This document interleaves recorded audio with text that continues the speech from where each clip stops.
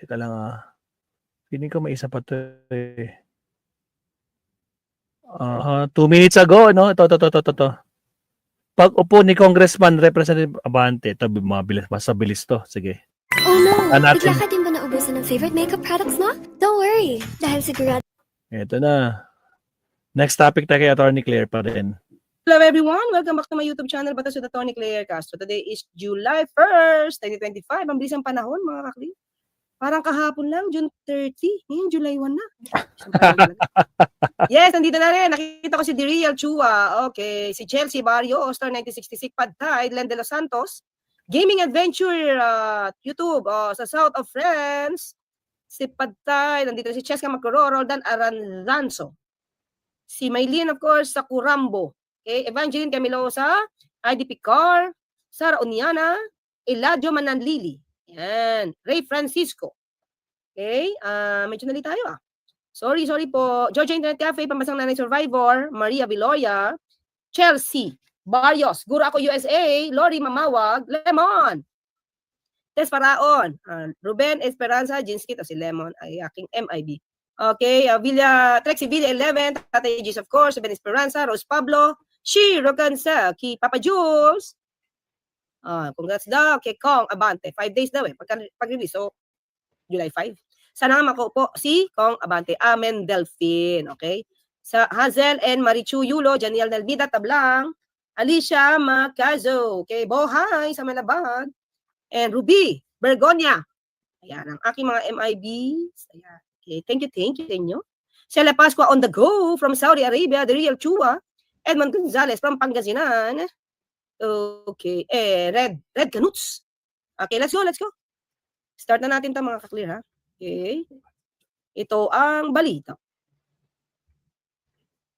Na nahalal bilang pinagtibay ng COMELEC ang bangka ang desisyon na si Benny Abante ang opisyal na nahalal bilang kinatawan ng ika-6 na distrito sa Maynila. Ito ay matapos ibasura ang mosyon ni Joey Uy na humihiling na baliktarin ang desisyon tungkol sa kanyang Certificate of Candidacy.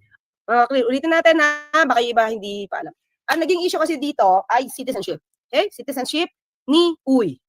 Sinabi dito na laman, na imbestigahan kasi nag-file ng petition itong si Representative Benny Abante, kino-question yung citizenship. Okay, tandaan natin. Pag sa local, pwedeng Filipino citizenship lang.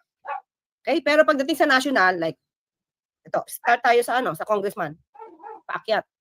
Dapat natural born Filipino citizen. So kaya siya napapayagan tumakbo bilang konsehal noong mga nakaraang taon ay dahil Filipino citizen siya. Okay? Although hindi ko alam kung nag-apply ba siya kasi ang tatay niya ay nagpa-naturalize nung 5 years old siya.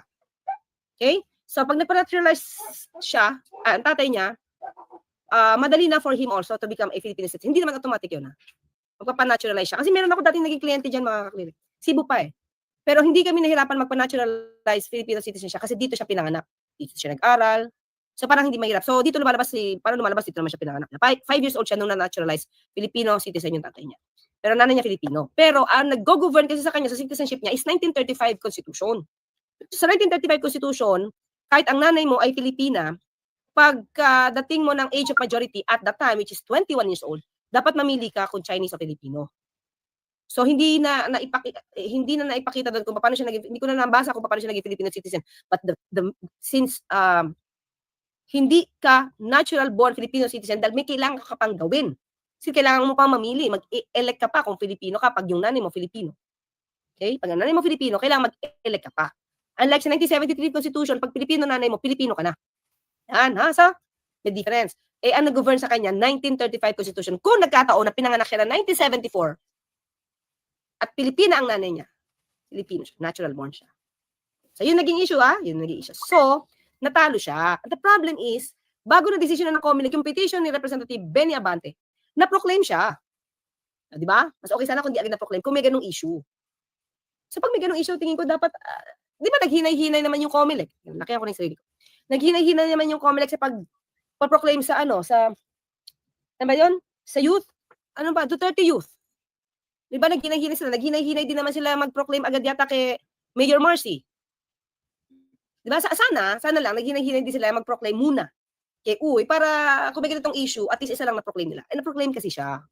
So lumalabas, di ba? Lumalabas na hindi final yung decision. So, paano lumalabas? Dapat, siya pa. Si Uy pa. Lumalabas na representative. Kasi nanalo siya ng 1,000 plus. Ang lamang niya kay Benny Abante is parang 1,000 plus votes.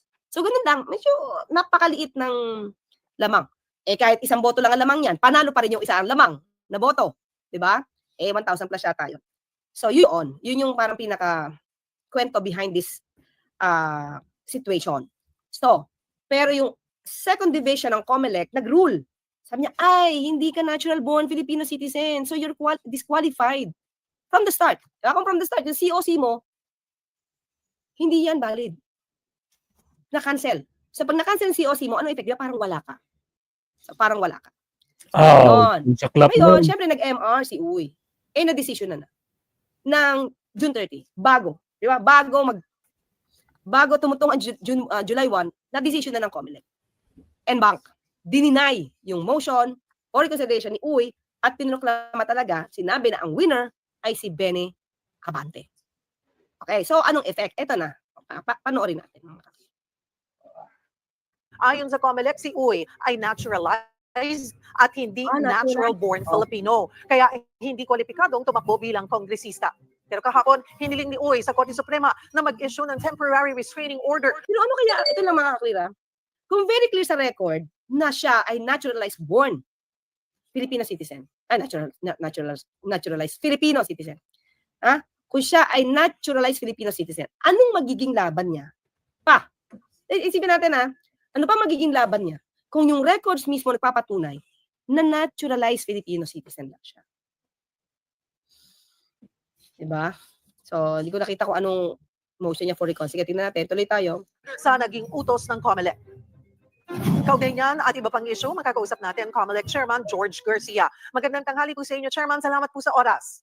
Magandang tanghali po, Ma'am Cheryl, sa mga kababayan natin. Magandang tanghali po sa inyong lahat. Chairman Garcia, iniakyat na po ni Joey Uy sa Korte Suprema yung disqualification case sa kanya. Ibig sabihin po ba ay hindi pa rin maaaring iproklama si Abante bilang kinatawan ng ika-6 na distrito po ng Maynila?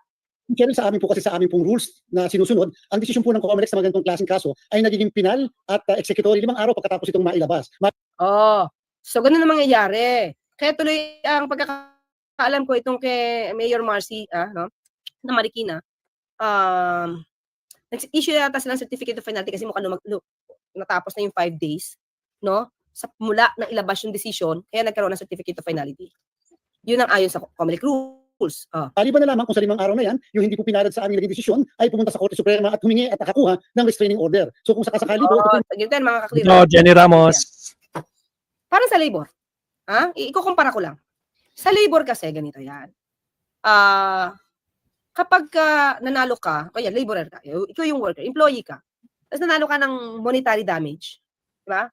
So, para makapag-appeal, example ko na to, para makapag-appeal, yung kumpanya na natalo, kasi siyempre, halimbawa, monetary award is 1 million. Wow, laki no, di ba? Siyempre, i-apila mo kasi alam mo, talagang dapat lang siya tanggalin. Pero bago ka, mga clear, makapag-apila, this is medyo problema to sa mga employers. Bago ka makapag-apila,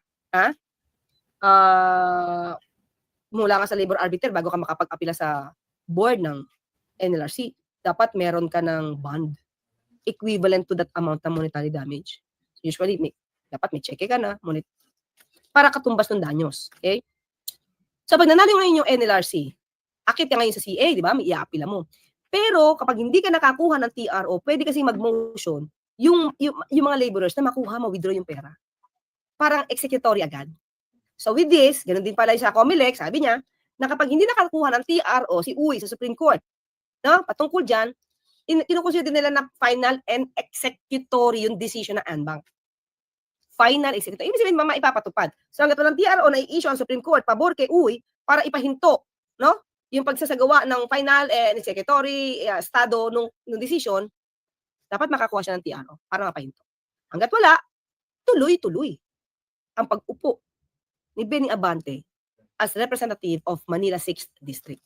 Okay? maipapatupad o ma-execute at magiging final kung hindi po makakakuha ng restraining order yung naturang personalidad. So hanggang kailan po? 5 days. 5 days po. So kung hindi po tayo nagkakamali dahil yan ay na-issue nung isang araw kahapon. So more or less po yan ay magiging fine by actually po technically Sabado, pero since ang Sabado po Ma'am Cheryl ay walang opisina, so Monday po pwede po yan maipatupad ng komisyon. So may pagkakataon pa sakali man na maglabas po ng desisyon ng Korte Suprema. Pero sa inyo pong pananaw, wala ba yung posibilidad na hindi rin siya katigan po ng Korte Suprema dahil nga sa issue ng kanyang citizenship? He is not natural born, kundi ay naturalized. Yun po ang inyo pong argumento, hindi po ba, Chairman? So Ma'am Cheryl, alam niyo po maganda po yung issue na ito, bagamat maaari merong hindi pinalad at maaari pong matanggal o maaari makaupo. Ang importante po dito, legal issue po ito sapagkat ito po yung pagkakataon na mas maging malalim ang ating pangunawa, yung mga kababayan natin at kahit itong mga partido tungkol sa issue ng citizenship na dapat pala ang ginagamit kung anong saligang batas ang panahon ng ikaw ay pinanganak. At the same time, yung pag-appreciate lalo na po yung mga magulang natin o yung mga lolo't lola po natin. Kung kaya naman po gusto lang namin ma-emphasize din dito Ma'am Cheryl, itong klaseng ganitong kaso, dito namin masasabi na hindi po namin pwedeng i-decline yung pagpa-file ng candidacy ng isang tao dahil lang siya ay mukhang Chinese o mukhang singkit o kaya naman kasing itim ko. Hindi sabihin, meron ba sila na ebidensyang kinakailangan ipresenta and therefore no choice kami kung hindi tanggapin yung mga COC na mga nagpa-file kahit pa nga maaaring may issue sa kanilang citizenship. Alam mo mga Kli, sana ito lang sa akin. Kung may lawyer sana siya o advisor bago siya tumakbo, dapat na-advise na siya eh. Kasi siyempre po, mga Kli, gumastos din naman to. Nagpagod sa pangangampanya. Di ba? Tingin ko dapat na-advise na siya na hanggang doon lang yung level mo kasi naturalized Filipino citizen, naturalized Filipino ka lang. Di ba? Pero pinilit kasi. Pinilit. So, pag citizenship kasi, tapos records, mahirap kasi baliktarin eh. Diba? Mahirap baliktarin. Sige, tuloy. Kamakailan po naglabas ang Korte Suprema ng ruling na hindi maaaring ideklarang panalo yung kandidatong pumangalawa sa halalan kung ang kandidatong nakakuha ng pinakamaraming boto ay madidisqualify. Ano ho ba, apektado pa ho ba nito yung kaso ni Uy at Abante sa Maynila? Ang COMELEC po kasi ay kinatigan ng Korte Suprema sa kaso nito. Nanalo po kami sa Korte Suprema. Kung kaya, hindi po kami magpa-file ng motion for reconsideration. Ang amin po ipa-file, Ma'am Cheryl, ay ang tinatawag na motion for clarification sapagkat meron po kami gusto sana na mas malawak pa na maunawaan para po sa guidance namin sa mga susunod pang kaso. Tama po kayo, Ma'am Cheryl. Sabi po ng Korte Suprema, wala nang second placer rule kapag ang kaso ay nadesisyonan pagkatapos ng halalan na nanalo halimbawa si A, pero tinatanggal ang COMELEC halimbawa. Tanong, kung tinatanggal siya ng COMELEC, sino uupo? Sabi ng Korte Suprema ngayon, walang kaduda-duda succession. Kung sino ang vice mayor, kung sino ang vice governor. Mga Kli, ito yung pinag-usapan natin kahapon ha, yung mga nandito kagabi, yan po pinag-usapan natin, yung second placer rule. Yan po, Ma'am Cheryl, ay kapag local position. Di ba mga clear? So, parang ganoon din ang sinasabi ni COMELEC Chair na lumalabas itong second placer rule kung saan hindi idideklara yung pangalawang nanalo kung hindi yung successor. So let's say governor, disqualified yung nanalong governor, hindi iaangat yung pumangalawang nanalo na governor kung hindi na idideclare vacant yung position at idideklara ngayon na winner si vice governor. Kasi through succession. So yun yung inabandona ng Supreme Court na second placer rule. But sabi nga nito, sinabi rin ni Chairman na lumalabas na ito ay applicable sa local. Kasi local may Mio, shout out. may succession eh. Malamang kasama din siya. Basta may succession ng vice president and president. So mukhang ganun din ang mangyayari, di ba? But anyway, basta dito sa batas na to, sa decision na to, sa local siya pinasok. Okay? Pero paano po kapag national position? Katulad halimbawa ng congressman at nangyari yung pagtatanggal bago mag-assume kahapon ng tanghali sino ang pauupuin ng Commission on Election. Yun nga mga clear kasi nagkaroon ng decision June 19 pero nagkaroon ng decision ng Supreme Court about sa hindi applicable na second place rule doon sa local that's June 19 pero nagkaroon ng decision ng second division ng COMELEC pabor kay Abante June 18. So naproklama natanggalan na ng karapatan itong si Uy June 18 yung unang decision ng second division ng COMELEC. Saka lumabas yung decision ng Supreme Court ng June 19. So hindi pa final yung kay Joey Uy, hindi rin final yung sa Supreme Court. So parang pwedeng magkaroon talaga ng technicality doon, di ba? Okay. Ito ba i-apply namin ng second placer ganung walang succession o babakante ng posisyon para magkaroon na lang ng special election? Yun, di ba? Since walang succession dito sa House, applicable ba yung decision na yan? Kasi wala namang succession tayo pinag-usapan, wala namang vice representative, di ba? So applicable ba siya o hindi? Dahil yung decision ng Supreme Court na yan, doon lang papabor sa local na may successor. Di ba? So anong gagawin? I-vacant ba siya? Tapos mag-election ulit at gagastos ulit para lang magkaroon ng representative o congressman sa isang distrito kung saan yung nanguna disqualified pala. Umaga, hindi dapat nag-exist since time immemorial. Since void ab initio. From the start, hindi siya dapat nandiyan dyan sa election, disqualified siya. So, di ba? Sige. Kikiabangan nyo lang po kung ano magiging gagawin ng COMELEC sa mga susunod na araw patungkol sa bagay na ito. Mukhang hihingi sila ng clarification sa Supreme Court regarding that issue. So hindi pa rin po sigurado na makakaupo or talagang ang hihirangin na kongresista ng 6th District ay si Abante po. Maaaring hindi po, pero ang nakalagay sa desisyon ng COMELEC and Bank, Ma'am Cheryl, ay siya ang pinapaupo, siya ang pinapaproklama. And therefore, hihintayin lang po natin yung hanggang Lunes na ito ng next week kung ang papatupad ng COMELEC na desisyon ay patungkol doon sa binanggit natin na resolusyon. And this, na-file nyo na po ba yung sinasabi yung motion for clarification sa Korte Suprema? Kahapon po kausap natin ang opisina ng Solicitor General sapagkat sila po abogado ng COMELEC at sa linggong ito po ipapala namin yung clarification kaagad upang baka sakaling masagot kaagad tayo ng kataas-taasang hukuman sa bagay po na yan. Alright. Isa pang issue, yung pagiging mayor-elect ni former President Rodrigo Duterte po, kahit siya ay nakakulong sa ICC. Una nyo na pong sinabi na magiging acting mayor ang nanalong vice mayor na si Baste Duterte. May papel pa po ba ang COMELEC sa mga ganitong kaso pagkatapos ng June 30? After po, Ma'am Cheryl, ng proklamasyon, after po na makapag-oath at pagkatapos ay mag-assume kahapon, wala na po kami jurisdiction, maliban na lamang kung yung taong nanalo ay may kinakaharap na kaso sa COMELEC katulad ng cancellation ng candidacy o kaya naman disqualification. Yung nabinggat yung pong personalidad, wala po siyang pending na kaso sa COMELEC, kung kaya naman po nawala na po kami ng jurisdiction. Lahat na po ng mga pangyayari ngayon after ng June 30, DILG na po, katulad ng acting capacity ng vice mayor o kaya naman later on kung sakaling gusto na magkaroon ng permanent capacity ng vice mayor as mayor. Yan pong lahat na yan ay jurisdiction na ngayon at desisyon ng DILG. Sa Marikina naman po, pumunta tayo, pinayagan na ng COMELEC yung proklamasyon ni Marcy Teodoro bilang kongresista ng unang distrito. Ano po yung naging basihan ng COMELEC and Bank sa pagbawi ng naunang desisyon ng First Division na nagkakansela sa kanyang Certificate of Candidacy? Sinabi po ng mayorya ng mga miyembro ng Commission and Bank na ito pong respondent, si Mr. Teodoro, ay hindi po stranger doon sa mismong lugar. Ang purpose po ng residency requirement ay para lang hindi makamanalo o makaupo ang isang stranger estranghero sa lugar na hindi alam ang pagkatao ng mga naandyan, karakter, kultura at mga paniniwala ng mga naandyan. Hindi daw po siya stranger sapagkat naging mayor na siya and at the same time naging congressman din ng distrito kung saan siya ngayon tumatakbo. Kung kaya binaliktad ng NBank ng komisyon, yung una naging desisyon. Okay. Konting segue tayo kay kay Mayor Marcy. So, lumalabas kasi parang kinwestiyon yung residency niya. Parang, hindi ko matanda ko, ilang buwan lang yun eh. So, yung unang decision is, hindi ka dyan nakatira. Pero mukhang binawi NBank. Sabi niya, hindi, kasi ano siya eh. Kilala na siya dyan eh. Pero parang labo, di ba mga? Medyo nalalabuan ako dito sa decision ng COMELEC dito Kasi when we talk of residency, dapat doon ka nakatira. Doon ka botante. For a certain period of time, mababago, mga kakri sa akin, mababago kasi yung interpretasyon ng batas na dapat doon ka nakatira. Pero dito kasi lumalabas, base doon sa kwento niya, di ko pa nabasa yung decision. Lumalabas na, okay lang yan, kasi naging mayor niya, kilala na siya dyan, di naman siya stranger. Tapos, saka dati na siya nanalo dyan na congressman. Pero kung lumipat ka ng bahay, wala kang lumipat ka ng distrito, hindi ka na dapat representative ng distrito na yun. Kasi lumipat ka na. Kaya nga may requirement na residency ng ilang period eh. Diba? Pero parang sabihin na, dati ng mayor yan eh. So in other words, mga ka-clear, parang ganito. Kapag ka ikaw ay, let's say, District 1, 2, 3, lumipat ka sa District 3, lumipat ka sa District 3, naging congressman ka dyan, tapos later, gusto mo pumunta sa District 1, nagtagal ka rin doon ka nagtagal, pero naging mayor ka. Diba? Gano'n So gusto mo ulit bumalik sa District 3, pero hindi na comply yung period ng residency mo, pwede ka tumakbo dahil kilala ka na dati? Parang hindi dapat ganun. Kasi kung ano yung requirement ng batas, wag paikutin. Kilala naman yun dun eh. Di magiging yung pag-interpret, magiging depende. Di ba? Depende sa sitwasyon. Hindi na stricto doon sa yung binabanggit sa provision. Di ba? So di ko alam kung aakyat ito ni Senator Coco Pimentel. Sa akin hindi naman I have nothing against Mayor Marcy I am not also in favor of Coco. Kaya lang yung katwiran na yan, parang mukhang dapat talaga iakyat ito. Sa akin mukhang siyang dapat iakyat yung ganong klase na pangangatwiran.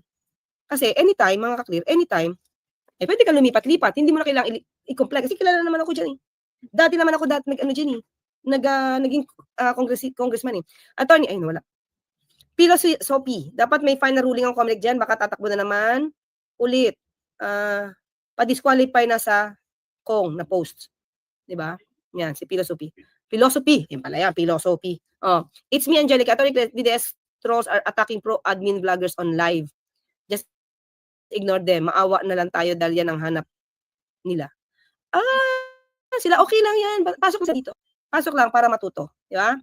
Basta dapat makinig, di ba, Nanay Estrella Javier, at Gabli, at Let Reyes, Di Claro, hello, at King, Fixer, yan. Esing Mariano, Rudy Manuel, hello, hello. So, hayaan natin sila. Hayaan natin sila, kung maninira sila dyan, huwag na natin pasilin kasi gusto ko, nandito sila para makinig. Nag-aaral kasi tayo dito eh. Yan, nag-aaral tayo dito. Ayan, katulad yan, kay Marcy, ngayon ko lang nadinig. Itong balitang to, nakita ko lang yung star, sabi ko, sige, ito na lang take upin natin. Kasi normally, mga kakri, karamihan dito, sabay-sabay natin pinapanood. Yung mga bawat salita, minsan.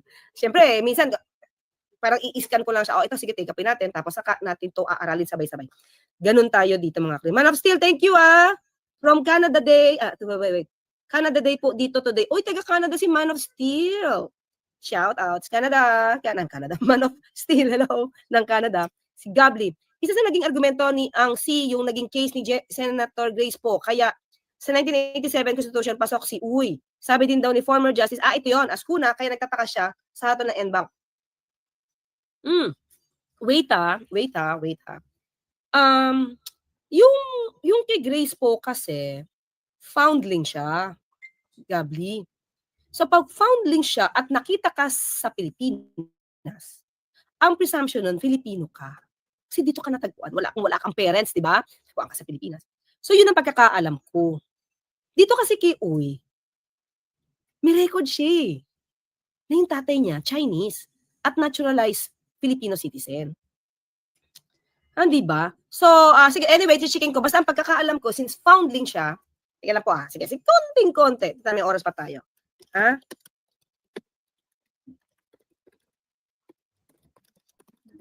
Yun yung pagkakaintindi ko lang kaya medyo matagal na kasi yun eh.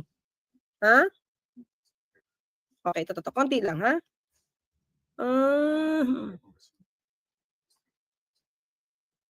ito, ito, pakita ko lang mga klira. Ayan, ito. Kasi para maliwanagan tayo dito.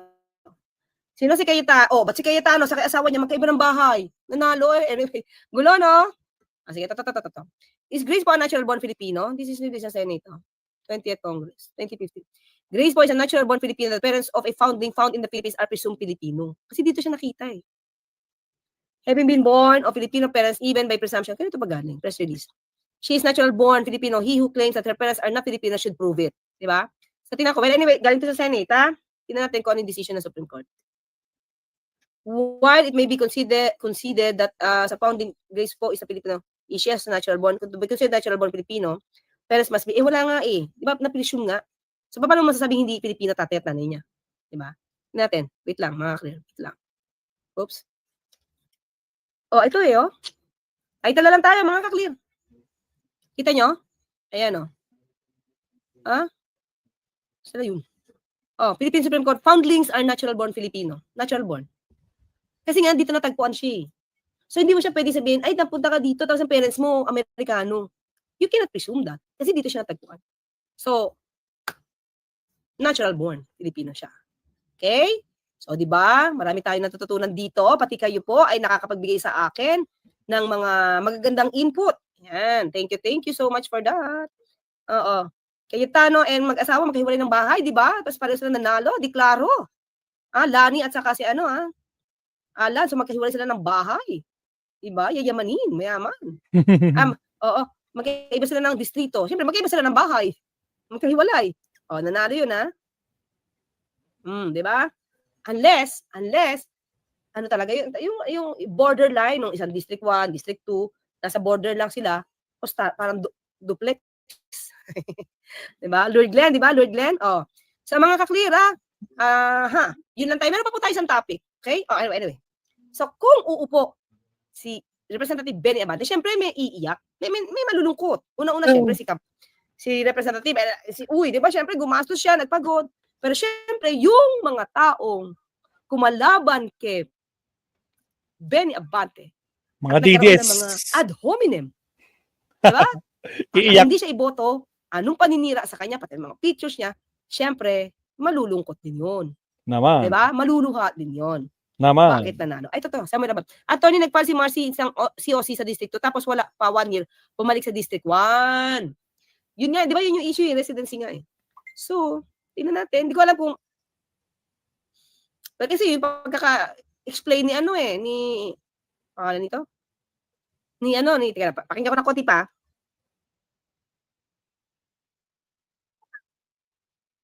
Endorsement na eh. 5 araw pagkatapos na siya, and at the same time, naging siya congressman din ng distrito kung saan siya ngayon tumatakbo. Kung kaya binaliktad ng NBank, ng komisyon, yung una naging desisyon ng division. Kanina lamang po, ang COMELEC ay nag-issue rin, ang aming clerk of the commission, ng tinatawag na entry of judgment and certificate of finality, sapagkat yun nga po, Oo, mga ka-clear. Iba kasi pagiging mayor mo, iba rin yung ano, kasi kaya nga, ikaw yung representative ng distrito kasi dyan ka dapat nakatira. Saka nasa batas yun. Diba? So, merong 1-year period of presidency kapag tatapong congressman or any position. Kapag mayor, hawak mo lahat ng district. Magkaiba yung congressman dahil yung meron first and second district. Oo. Kaya nga may requirement, diba? So, dapat, kung nakatira ka doon, ikaw yung representative. Diba? Parang ito, sa klase mo. Ano mo wala sa klase mo? Diba? May mga representative yung section 1, section 2. Di ka pwede maging representative ng section 2 kung nasa section 1 ka. Parang ganun. Simple. Diba? So, yun. Anyway, sige, tingnan natin anong gagawin ni ano dito. Hindi ko pa nabasa buo yung desisyon. Nag-rely lang ako sa kinukwento at sinasabi ni ni COMELEC siya. Well, anyway, mga clear, meron tayo isang topic na lang ha. Teka lang, papasalamat ulit ako kay Jesusa Alvaro. Ay, Canada din siya. Thank you, Jesusa. Ma'am Jesusa. Good evening, attorney watching from Toronto, Canada. Happy Canada Day. Oo, pati si Man of Steel, taga Canada siya. So, happy Canada Day today. Yan, July 1 sa kanila. Ayan, July 1. Okay. So, Gabli, ayun sana. So, sige mga kaklir, meron tayong topic ha. Si Attorney Harry Roque isinisisi sa Marcos admin yung nangyayari sa kanya. Nakagagawa naman niya. Bakit magtuturo ng iba? Sa pag-usapan natin yung mga kaklir. Sino ba? Tingnan natin kasi medyo naglabas na siya ng sama ng loob. Naglabas siya ng sama ng loob. Oo, kuwawa naman si Harry Kasi dapat Roque. dito eh. See you naman mga kaklir. See you ha. Bye. Sige, punta. Para tingnan natin kung ano masasabi ni Harry Why don't you Roque. cancel your Sir Leonardo, last. I found Harry this Roque. hidden AI that does